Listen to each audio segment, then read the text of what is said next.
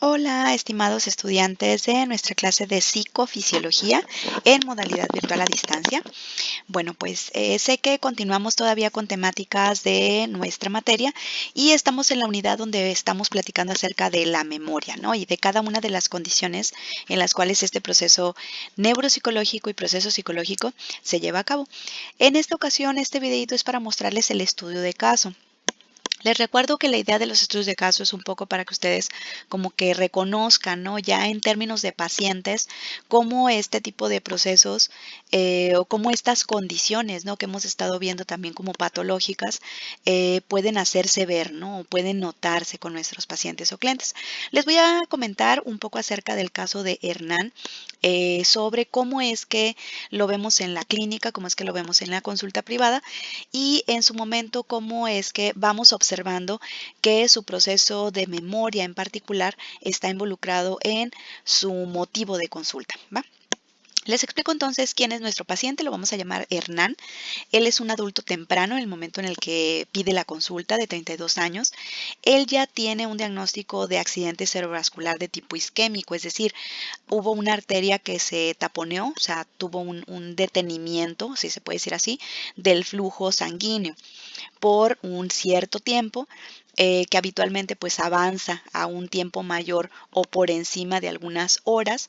Y en este caso, cuando nos encontramos ante eventos de este estilo, colegas, pues vamos a ver entonces lesiones, es decir, vamos a ver necrosis del tejido, en este caso una necrosis en el tejido cerebral, a raíz precisamente de que no hay flujo sanguíneo durante un cierto tiempo.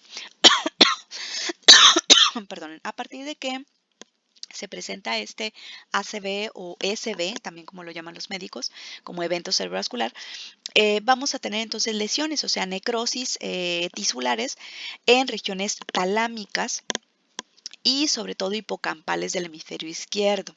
Les recuerdo que el tálamo y el hipocampo, ustedes ya lo vieron en la materia de neuroanatomía, como zonas críticas para la integración perceptual de todo tipo, desde la visión, la audición, el tacto, la motricidad, y seguramente ustedes recordarán que la zona hipocampal en ambos hipocampos de ambos hemisferios, su tarea particular es precisamente ser una especie como de sala de espera para lo que ustedes conocen en el modelo de multialmacén como la memoria de corto plazo. ¿Ok? Es decir, esta especie como de sala de espera donde lo que observamos en un momento dado del día o de nuestro diario cotidiano se mantiene algo así como un cierto momento, unas horas. Algunos autores incluso plantean que pueden ser días o hasta semanas, que un recuerdo, algo vivenciado permanezca en el hipocampo por cierto tiempo, cierto periodo, y si esa información es repetida, es decir, sufre una especie como de repetición o una especie como de sensibilización, finalmente vamos a tener que esa información pasa a la memoria, como ustedes lo conocen, del almacén de largo plazo. Sin embargo, si la información no es repetida o no es de utilidad, se pierde. En este caso, vean que las lesiones van a ser particularmente recargadas hacia el hemisferio izquierdo. Eso ustedes también en anatomía ya lo vieron como asimetría cerebral. El hemisferio izquierdo y el derecho no tienen las mismas funciones o aparentemente hasta ahora, de acuerdo a los trabajos con pacientes con lesión, vemos que el hemisferio izquierdo y el derecho tienen funciones diferentes. El hemisferio izquierdo habitualmente para una persona diestra va a ser dominante para el lenguaje, va a tener un poco más de capacidades para lo que conocemos como la lógica o el pensamiento lógico o la utilización incluso de la información de tipo más semántica, que tiene más implicación lingüística, etcétera. Vean que en este caso nuestro paciente Hernán tiene su ACV o su EBC, pero es sin pérdida de conciencia, es decir, no termina de perder conciencia durante el evento. Sin embargo, esta conciencia un poco como nebulosa o nublada al momento en el que sucede su ACV, que es eh, muy temprano por la mañana, alrededor de las 11 de la mañana, lo lleva a que él no recuerde con exactitud qué fue lo que sucedió. Su madre, que es quien lo encuentra desvanecido, relativamente somnoliento, con una conducta somnolienta, lo encuentra a un lado de la cama durante la mañana y es quien finalmente lo conduce al carro para subirlo y llevarlo al hospital. Él puede caminar por su propio pie, pero no puede hilar ideas, él no recuerda del todo ese periodo digamos como del evento mismo, sino que se lo han conversado sus familiares. Finalmente no hay pérdida de conciencia, pero Una vez que entra al hospital, bueno, pues una vez que llega y es atendido, él menciona recordar grandes elementos o grandes trozos, ¿no? De recuerdos del hospital, pero aún así son un poco inconexos o le cuesta trabajo recordar con exactitud qué sucedió antes o después. Él en el momento del el ACV es un supervisor en una empresa maquiladora americana aquí en Mexicali.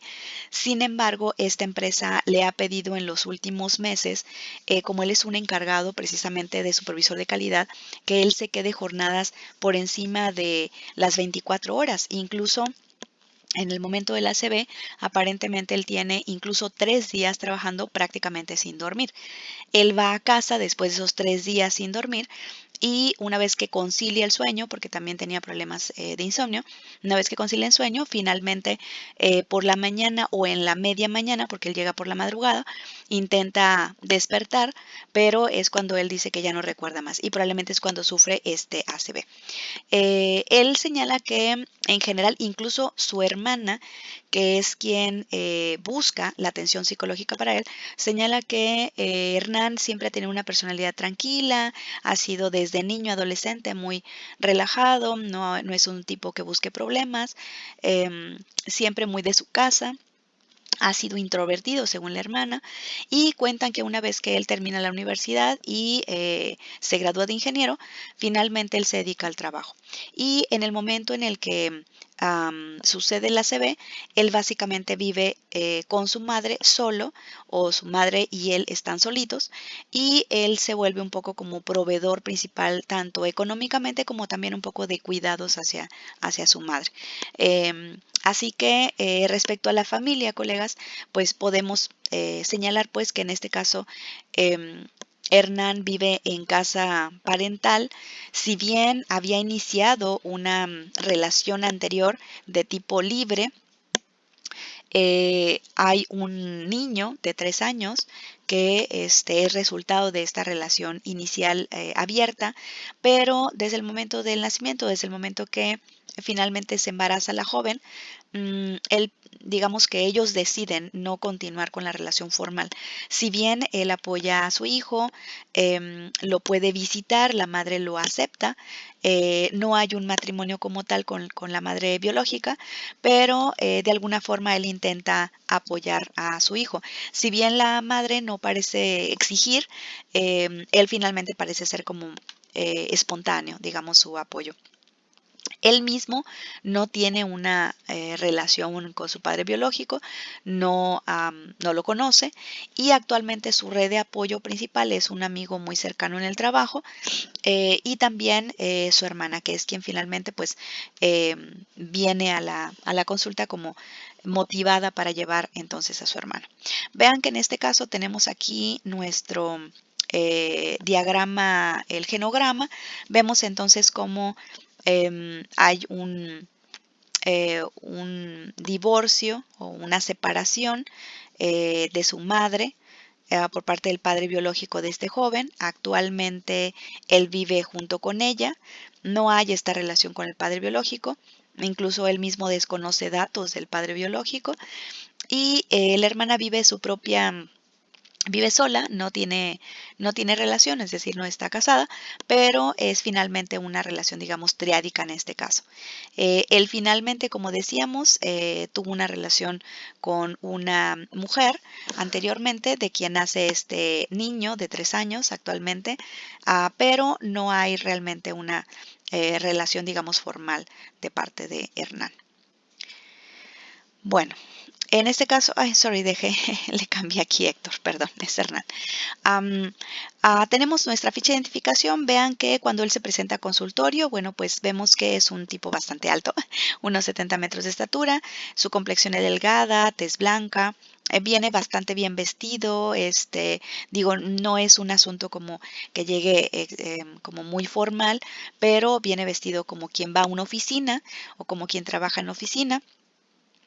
Entiende dónde está, sabe que está en un consultorio psicológico, sabe por qué está ahí, ha conversado con la hermana, reconoce el lugar, sabe que estamos en una escuela, esta evaluación se hizo dentro de una universidad, así que reconoce cómo se llama la universidad y es bastante colaborador. aunque en algún momento sí se muestra ansioso con preguntas que tienen que ver con memoria, ¿no?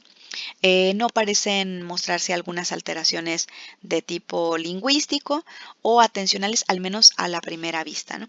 ¿Qué es lo que vamos a hacer con él? Bueno, pues revisamos el motivo de consulta. Aparentemente, la idea es que nos ha enviado este paciente un médico general de apellido Fonseca. Él reporta que hay una lesión cerebral que él observa a través de las tomografías y de las resonancias, pero hay duda acerca de por qué hay lesiones de memoria.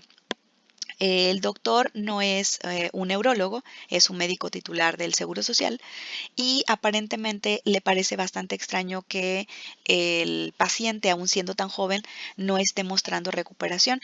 La lesión ya tiene al menos unos 10 meses de haber sucedido, entre 8 a 10 meses, y el médico familiar le parece bastante extraño. Por eso solicita la valoración para saber si hay algún tipo de etiología que nosotros pudiéramos identificar y sobre todo como indicar cuál pudiera ser la rehabilitación que pudiera ofrecerse para el paciente.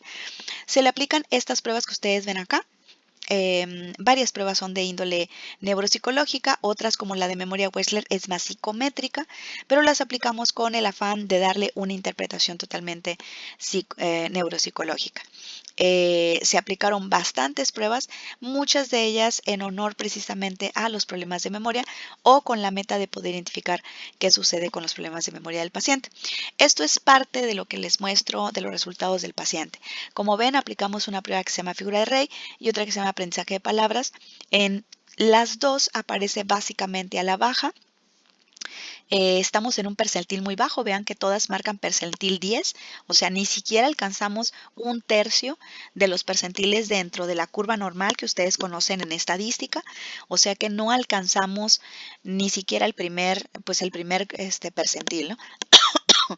Y el único que medio alcanzamos un poco a alcanzar es cuando le pedimos la copia de una figura que se llama figura compleja de Rey, que aparentemente alcanza más o menos el percentil 30, y también en el caso de memoria por tiempo diferido, también alcanza el percentil 40, y la memoria inmediata aparece relativamente alta. Vean cómo en la memoria inmediata aparece un percentil de 60. Es decir, mientras no exista mucha interferencia, aparentemente nuestro paciente puede más o menos mantener ciertas cantidades de recuerdo, pero conforme se presenta una interferencia, es decir, conforme más va avanzando el tiempo y actividades intermedias entre la primera vez que le mostré la figura y después que tenga que recordarla, vemos que empieza a tener más dificultades. Vean que en este caso estamos hablando del tiempo. Cuando él hace la copia de la figura, solamente dura 180 segundos. Vean que en la memoria inmediata, o sea, en cuanto termina la figura, yo le vuelvo a pedir que la haga, ya tardó 120. En la memoria más tardía, tarda 120 segundos. Y en la primera que le pido a la copia, el percentil es bastante bajo, ¿no? Pero vamos viendo que conforme avanzamos un poco a la mitad, tenemos todavía un buen alcance de la memoria de corto plazo, que parece tener la información ahí, pero luego empieza a perderse, a pesar de haberla reforzado con el recuerdo. Vean que esto es interesante. Si aquí cualquier persona que le decimos que nos vuelva a hacer el dibujo, finalmente en términos de tiempo, invierte menos tiempo para poder generar el dibujo, parecería que la memoria entonces está operando bastante bien, pero vean que el percentil nunca cambió. Es decir, en la copia la persona está obteniendo puntos por hacer el dibujo, igual que aquí e igual que aquí. Es decir, en cuanto al tiempo, el tiempo cambia y parece ser el mismo tiempo que utilizaría una persona típica. Pero en cuanto a la ejecución del dibujo, definitivamente nos quedamos con un dibujo que no mejora, ¿no? No mejora con el tiempo, y eso que estamos pidiéndole una repetición, ¿no? Vean que en el caso de aprendizaje de palabras, en lo que consiste esta prueba es darle 16 palabras. Pues ustedes se acordarán de la práctica 1 que hicieron en nuestra materia. Es exactamente esa prueba. Vean que nuestro paciente en el primer ensayo solamente atinó 4. Y en el quinto ensayo, después de haber repetido tantas, apenas sí hizo 8. ¿ok? Vean que incluso cuando le hacemos pasar el tiempo, cuando le pedimos que él trate de recordar apenas si recuerda 4, con pistas apenas si recuerda 5, y cuando dejamos pasar el tiempo se mantiene, si se fijan, la pérdida de memoria y apenas si alcanzamos a obtener tal vez unas 6 palabras con el apoyo. ¿Se acuerdan cuando le dábamos la ayuda y le decíamos a la persona, a ver, dígame por favor, cuáles cosas de la lista eran animales? ¿Cuáles eran familiares? ¿Se acuerdan? Ok, entonces vean que en esta prueba que ustedes ya aplicaron en algún momento a sus pacientes, perdón, a sus sujetos de práctica, nosotros lo aplicamos aquí para fines clínicos y estamos encontrando una ejecución bastante baja. Bueno, finalmente, ¿qué es lo que encontramos con este paciente? Bueno, pues después de las pruebas, de la entrevista y demás, encontramos una etiología que finalmente creo que pues era lo que el médico general estaba buscando. ¿Por qué situación se da un ACV en un sujeto tan joven? Es muy raro que tengamos en un sujeto de 32 años un evento cerebrovascular. No es habitual a menos que tengamos elementos metabólicos. Y en este caso, pues relativamente encontramos esos elementos metabólicos. Vean que aquí nosotros lo que estamos colocando en el diagnóstico es que hay una reducción en perfusión vascular. Perfusión en cristiano quiere decir flujo. ¿Ok? Es decir, en la distribución de la sangre, pues. Y en este caso por un efecto sistémico, es decir, no es un evento el que hace que se disminuya la sangre. En este caso hay varios eventos y estos eventos están relacionados tanto con que el paciente no estuvo comiendo apropiadamente en los últimos meses. Él refiere en la historia clínica que incluso los últimos entre 8 a 6 meses a veces hacía una sola comida o incluso no comía suficiente ni siquiera durante el día y cenaba muy ligeramente.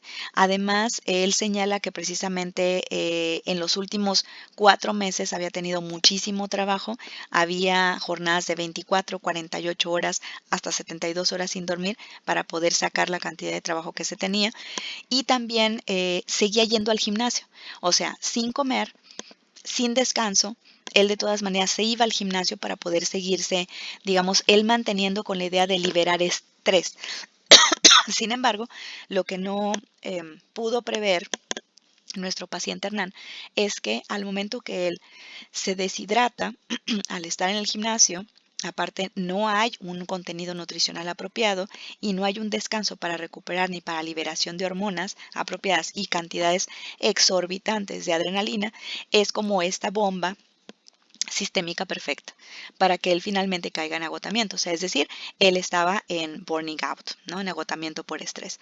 Y finalmente, en lo que deriva su ACV es después de 48 horas de trabajo continuos sin dormir.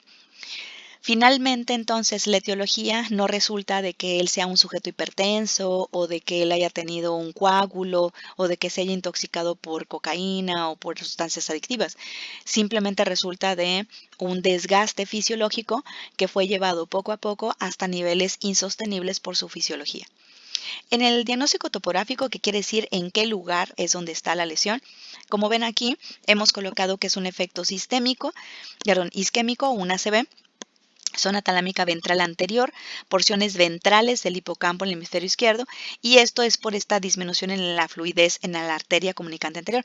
Una pequeña arteria que va desde la arteria principal o desde la arteria central, la arteria lateral, perdón, tiene una pequeña derivada muy delgada que se aparta de la arteria ventral media, muy importante, y que termina precisamente nutriendo al hipocampo. Esta arteria, por alguna razón, es posible por su curvatura o bien por el flujo, en este caso la perfusión fue menor en esa sección y pues lamentablemente la zona que tuvo mayor necrosis en su momento fue precisamente la zona hipocampal.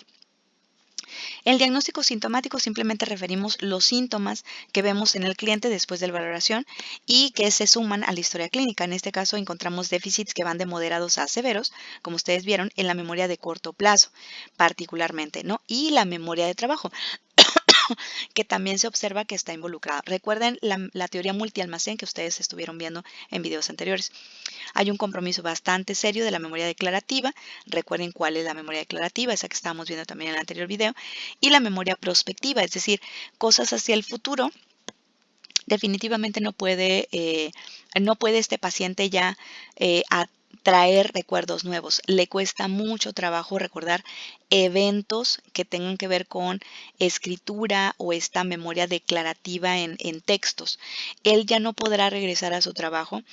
Precisamente porque él necesita estar como siempre recordando materiales, cantidades de paquetes que han llegado a su trabajo, etcétera. Todo lo que tenga que ver de recuerdo declarativo. Recuerden que el declarativo o del tipo semántico es esta información que no tiene nada que ver contigo, pero que en algún momento te sirve, ¿no? Como saber cuándo se festeja el 16, perdón, qué se festeja el 16 de septiembre o por qué hubo una declaración de independencia en México. No son datos personales, son algo que aprendes a forzado o digamos obligadamente porque te van a servir para algo como cultura o como dato de sabiduría general. En este caso, nuestro paciente tenía que tener en mente una cantidad masiva de datos sobre los embarques, las llegadas, las salidas, las importaciones, las exportaciones y todo saberlo como de manera muy rápida. En este caso, pues su memoria definitivamente ya no podrá ayudarle a este paciente, por lo tanto, en términos laborales, no podrá regresar, al menos no en este momento y quizá en un futuro lejano. El pronóstico es bastante reservado. Vemos aquí, por supuesto, un efecto de resencia en la evocación de material verbal y no verbal. ¿Se acuerdan ustedes cuando sus sujetos en la práctica que hicieron se acordaban más de las primeras palabras? Ok. En este caso, nuestro paciente tiene el mismo fenómeno. Se acuerda más de lo primero que se le presenta más que de lo último. Y después de la mitad y lo último que se le dé de material, siempre lo olvidará de manera más rápida. Este efecto de resencia es un efecto bastante normal, pero que en su caso está más pronunciado porque su cerebro está buscando mantener dentro de lo que pueda, dentro de sus recursos, el material, digamos, a recordar. Según un diagnóstico por ejemplo, para psiquiatría, o que le entregáramos al médico, que de hecho se lo entregamos así al médico, porque finalmente el médico era quien lo necesitaba, le entregamos esto en aquel momento que estamos trabajando todavía el DSM-4 y que realmente hoy no habría muchas diferencias. Entregamos este diagnóstico. Vemos que en el eje 1 le vamos a llamar trastorno amnésico debido a ictus, así se va a llamar para fines del contenido médico psiquiátrico, de tipo crónico, porque finalmente ya no vamos a tener probablemente una recuperación importante en bastante tiempo. Una vez necrosadas las células hipocámpicas va a ser difícil que podamos recuperarlas. Y aquellas que están, probablemente tendremos que ver con el tiempo cuáles de ellas pueden volver a conectarse. En este caso, en el eje 2 no hay ningún trastorno de la personalidad, ni tampoco una discapacidad intelectual. Vemos que en el caso del eje 3 tenemos un ictus, o así se debe declarar, porque ha habido un evento médico que está involucrado en este trastorno de la memoria. Y en el eje 4, que es de tipo social, vemos que sí hay ya algo de sensación depresiva en nuestro paciente, porque él señala que él quiere regresar a trabajar, pero evidentemente no podrá hacerlo, al menos no en el momento que nos consulta y probablemente en el tiempo posterior tampoco lo podrá hacer. En su momento se le dio una propuesta de tratamiento, se le trató durante al menos unos 6 meses, un semestre, en la universidad en la que estábamos haciendo este programa y se vio algunos cambios ligeros o le ofrecimos estrategias al paciente, pero la verdad es que en términos laborales definitivamente ya no podría regresar a trabajar, al menos no a lo que hacía. Mantener tanta cantidad de información, digamos, online y recordar tanta cantidad de almacenamiento a corto plazo que tiene que tener en un día una persona como él en un puesto como el que él tenía de control de importaciones, exportaciones y de calidad, definitivamente no podrá regresar a este tipo de puesto.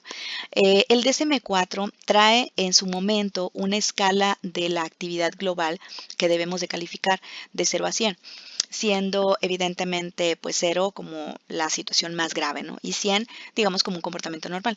En este caso le dimos 50, puesto que sí estaba disfuncional en términos laborales, ya no estaba aportando a casa, él ya empezaba a sentirse como, digamos, un poco menos útil para su casa y para la sociedad y para sus trabajos, y estaba preocupado por no poder regresar a ser quien era, ¿no? A su actividad laboral, que finalmente, pues, al ser un chico que nunca ha tenido dificultades, no tiene una familia, no tiene como tal un circuito familiar propio, definitivamente empezaba cuestionarse, ¿no? A sí mismo, cuántas cosas a lo mejor en este punto ya no podría tener a partir de no tener memoria. Vean lo importante entonces que es un proceso cognitivo como este que nos hace ser quienes somos, ¿no? Y en este caso a nuestro paciente le daba la capacidad de poder ganar dinero, es decir, finalmente ejecutar su profesión. En este caso su profesión está bastante, digamos, comprometida porque él no puede ya aplicar cosas nuevas. Incluso en algún momento estuvimos trabajando con él para una nueva vocación o una nueva área donde él pudiera aprovechar un aprendizaje motor, porque es el que estaba mucho más conservado que el aprendizaje, o perdón, que las memorias de tipo semánticas o de tipo declarativas, de esas que les menciono están más asociadas como con datos que uno no quisiera recordar, pero son a fuerzas, ¿no? Como acordarse que no sé, que existe la Comisión Federal de Electricidad y que tengo que pagar un recibo. O sea, son cosas que no tenemos que aprender por gusto, sino que se aprenden aunque sean datos lejanos de nosotros. Su memoria personal o episódica estaba todavía conservada, así que él podía recordar quién era, dónde estaba, y eso hace un poco más intenso el riesgo de depresión. Porque es un paciente que se da cuenta que ha tenido una pérdida y que es una pérdida que está ya involucrando a su, pues a su futuro inmediato. Y siendo un joven de 32 años, definitivamente pues tendría, ¿no? Mucha vida por delante que en este caso pues está un poco detenida a partir de este punto. Bueno, hasta aquí dejamos nuestro estudio de caso clínico para nuestro tema de memoria, colegas. Hasta aquí llegamos.